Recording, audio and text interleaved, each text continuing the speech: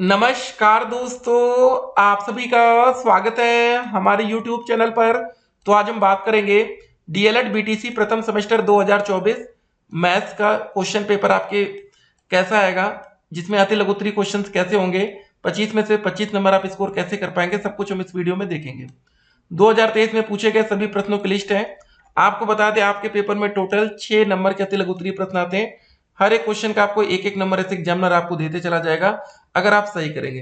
ठीक है, 2 नंबर तो नहीं मिलेगा, एक ही मिलेगा। ठीक है ना, और एक ये। तो चलिए दोस्त, इसको करके देखेंगे और वीडियो को शुरू से लेकर आप अंत तक देखिएगा। ठीक है, तो पहला क्वेश्चन आपके पेपर में 2023 में कैसे पूछा गया अति लघुत्तरी। 20 से 2/3 मीटर लंबी रस्सी में से 5 से 1/8 मीटर काटा गया, शेष रस्सी की लंबाई ज्ञात कीजिए। इसको आसान भाषा में ऐसे कर सकते हैं, 20 मीटर रस्सी में से 5 मीटर रस्सी काट दिया गया, तो आप बताइए कितना बचा। तो आप कह रहे हैं भैया 20 - 5 15 बचा। लेकिन दोस्त, इसको थोड़ा डिफिकल्ट तरीके से रखा जाता है ताकि आपको फ्री का एक नंबर ना मिल पाए। तो भैया एग्जामिनर है ना, थोड़ा सा घुमा के तो क्वेश्चन पूछेगा ही। तो चलिए देखते हैं। लिखा था दोस्त यहाँ 20 सही 2/3, इन सबको मिटा दिया जाए ना। ठीक है, 20 सही 2/3 में से 5 सही 1/8 को हम घटा देंगे। ठीक है, तो कैसे हो जाएगा, जरा मल्टीप्लाई करिए। 20 या 60 2 62, तो 62/3 हो जाएगा, माइनस का 8 45 1 41/8। कोई कंफ्यूजन होगा तो कमेंट करिएगा। ठीक है, और यहाँ 8 और 3 है, इसका एलसीएम ले लेंगे तो 8 3 24 हो जाएगा। ठीक है, एलसीएम इसलिए लेते हैं कि हर बराबर रहेगा तभी तो घटा पाएंगे ना। तो यहाँ 3 8 से मल्टीप्लाई करिए इसमें डायरेक्ट। 8 दूनी 16, 8 छंग 48 1 49, माइनस का 3 से मल्टीप्लाई करिए, 3 एकम 3 3 चौके 12। ठीक है, 123। अब इसको हम लोग घटा लेंगे, कितना आएगा घटाने पर। 6 में से 3 गया 3, 9 में से 2 गया 7, 4 में से 1 गया 3, 373/24। ये हमारा फाइनल आंसर हो जाएगा। या दोस्त इसको सही बटे में भी कर सकते हैं, लेकिन सही बटे में निकालेंगे तो हो जाएगा 15 सही 13/24। ठीक है, तो अगर आपके पास समय पर्याप्त हो तो ऐसा करिएगा, नहीं तो इतने में भी आपको एक नंबर मिल जाएगा।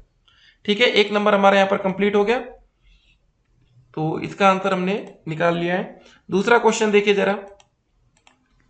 ठीक है, हर तरह का क्वेश्चन आप समझ लीजिए पहले। किसी गांव में पुरुषों की संख्या दी गई है 6xy + 5y² है, ये स्क्वायर में -8z है। तो महिलाओं की संख्या ये दी गई है, तथा ज्ञात कीजिए पुरुषों की संख्या महिलाओं की संख्या से कितनी अधिक है। अब दोस्तों जरा समझ लीजिए, किसी गांव में बोला जाता है पुरुषों की संख्या 100 है, महिलाओं की संख्या 50 है। तो बताइए कितनी संख्या देगा। तो आप क्या करते, सिंपल था, आप कहते भैया 100 में से हम 50 घटा लेंगे, 50 आंसर होगा। लेकिन यहाँ दूसरे तरीके से दिया गया है, पुरुषों की संख्या दिया गया 206xy प्लस का 5y² माइनस का 8z। ठीक है, महिलाओं की संख्या दोस्त ये दी गई है, तो महिलाओं की संख्या इसमें घटाएंगे तो माइनस का चिन्ह लगाइए और आगे लिख दीजिए ब्रैकेट में 2x + xy माइनस का 2y। ठीक है, जो लिखा है वही हम करेंगे, अपने मन से कुछ भी दिमाग यहाँ पर नहीं लगाएंगे। ये हो गया। ठीक है, यहाँ पर हम घटा रहे हैं।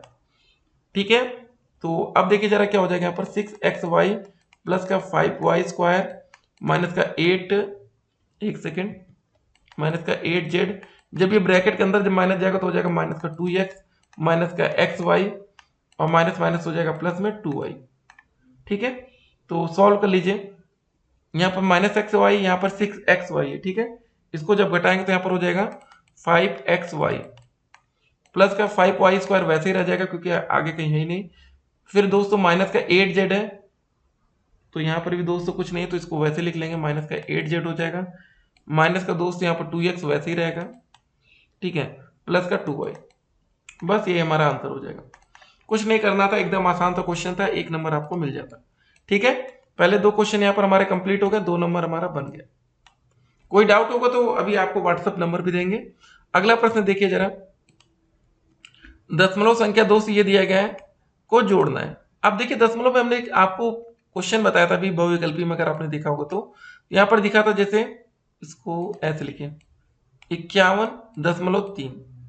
एक बात याद रखिएगा, कभी भी दशमलव संख्या में जोड़ना हो या घटाना हो, दशमलव के नीचे दशमलव आए, बस बात खत्म। दूसरा लिखा 510.03, तो यहाँ पर पहले दशमलव नीचे दशमलव लगाइए, लिखिए 0 3, और यहाँ क्या लिखा था 510, तो 015 ऐसे। आगे दोस्त लिखा है 5100 ये, तो दशमलव नीचे दशमलव आपका होगा 203 ऐसे ना, 003। ठीक है, बस ये ध्यान रखिए, यहाँ डबल जीरो तो यहाँ ऐसे ऐसे 1 हो जाएगा और 5 हो जाएगा। ठीक है, सिंपल। लास्ट में क्या है, फिर दशमलव के बाद 1 2 3 ये ऐसे लिखा है ना, और उसके पहले दोस्तों क्या हो जाएगा, 1 लिखा है, 3 बार 0, 1 2 3, फिर है 5, बस ये हमें जोड़ लेना, सिंपल सी बात है। यहाँ पर दोस्तों जैसे 51.3 लिखा है, बाद में कितना भी जीरो लगा दीजिए, कोई दिक्कत नहीं होता है। ठीक है ना, इसको भी जरा हम ध्यान रखेंगे। अब जोड़ दीजिए, सबसे पहले दोस्त हो जाएगा 3, यहाँ पर भी 3, कुछ नहीं, यहाँ पर भी 3 आ गया, फिर दोस्त यहाँ पर भी 3, फिर यहाँ पर भी 3 आ जाएगा, ये देखिए 3 3 3, दशमलव आ गया, 1 1 2 हो गया, फिर 5 1 6 हो गया, फिर 5 1 6 हो गया, ये 5 हो गया, 5 हो गया। ठीक है, तो इसका जो सही आंसर हो गया 55662.333, 4 बार 3 ना, तो ये हो गया। आसान सा क्वेश्चन था, बस ये था कि आप लोग को थोड़ा सा कंफ्यूज करेगा। कोई दिक्कत होगी कमेंट करिएगा, खाली ध्यान क्या रखना है, दशमलव नीचे दशमलव। अगला क्वेश्चन हुआ, बड़ी से बड़ी संख्या बताइए जिसमें 49, 59 और 109 से भाग देने पर शेषफल क्रमशः ये बचना चाहिए। ठीक है ना, तो अब इसको हम लोग कैसे करेंगे, इसको देखते हैं। याद रखिएगा, पहले जब बड़ी से बड़ी संख्या की बात आ जाए तो वहां हम क्या निकालते हैं, वहां पर हम लोग निकालते हैं महत्तम समापवर्तन। ठीक है, तो यहां पर पहले ये बोला गया था कि वह बड़ी से बड़ी संख्या बताए जिसमें से इससे भाग देने पर शेषफल ये बचे। तो ऐसे क्वेश्चन में जो बचता है ना, उसको पहले हम घटा लेते हैं। जैसे यहाँ पर हम 49 में से क्या घटाएंगे, 1, 59 में से क्या घटाएंगे, 3 सीरियल से, 109 में से क्या घटाएंगे, 5, घटाइए, बचा यहाँ पर 48, यहाँ पर बचा 56, यहाँ पर बचेगा 104। अब जो दोस्तों ये बचेगा, ठीक है, इसका हम लोग एलसीएम निकाल के देखिए, पहले जरा ये निकालिए, 48 56 104। ठीक है, इसको सॉल्व करके देख लेते हैं, नहीं तो इसका डायरेक्ट आप मासा भी निकाल सकते हैं। तो 2 से भाग करेंगे 24 बार जाएगा। ठीक है, 2 दूनी 4, 2 अट्ठे 16, 2 पंजे 10, 2 दूनी 4। फिर 2 से भाग करेंगे 12 बार जाएगा, 14 बार जाएगा, 26 बाय। फिर 2 से भाग करेंगे, 2 छंग 12, 2 सत्ते 14, 13। अब दोस्तों जो इसका मासा आएगा, देखिए कॉमन ये रहेगा ना, 2 दूनी 4 दूनी 8। अब यहाँ पर क्यों 2 से किसी में भाग नहीं जाएगा, किसी में 7 से, ये रहेगा मैटर। तो इसका जो हमारा मासा निकल कर आएगा वो क्या आ जाएगा बताइए, मासा हमारा निकल कर आ जाएगा 8। ठीक है, इस क्वेश्चन में एक और तरीका हम अपना सकते हैं। देखिए, अब जैसे 48, 56 और 104 हमें मिल गया, भाग विधि से एक आपने ऐसे भी किया होगा, जरा देखिए इसको। ठीक है, देखिए जो भी तरीका आपको समझ में है ना, उससे आप लोग कर सकते हैं, कोई वो नहीं रहता है, हमें बस आंसर से मतलब होता है। 48 में 56 से भाग करिए, कितनी बार जाएगा, 1 बार जाएगा। ठीक है, घटाइए, 16 में से 8 गया, 8। ठीक है, ये तो बचेगा, और इधर भाग कर लीजिए, कितनी बार जाएगा, 8 छंग 48, कट गया ना, ये खत्म होगी कहानी। अब ये दोस्तों 8 से भाग कर दीजिए 104 में, ये जो हमारा यहाँ था क्या जाएगा, कटेगा, देखिए 8 एकम 8, 2 4 8 3 24, कट गया, तो मासा 8 आ गया। ठीक है ना, तो बहुत से तरीके हैं करने के लिए, जो भी तरीका आपको समझ में आए, ठीक है, वो आप कर सकते हैं। ये क्वेश्चन यहाँ पर कंप्लीट हो गया है।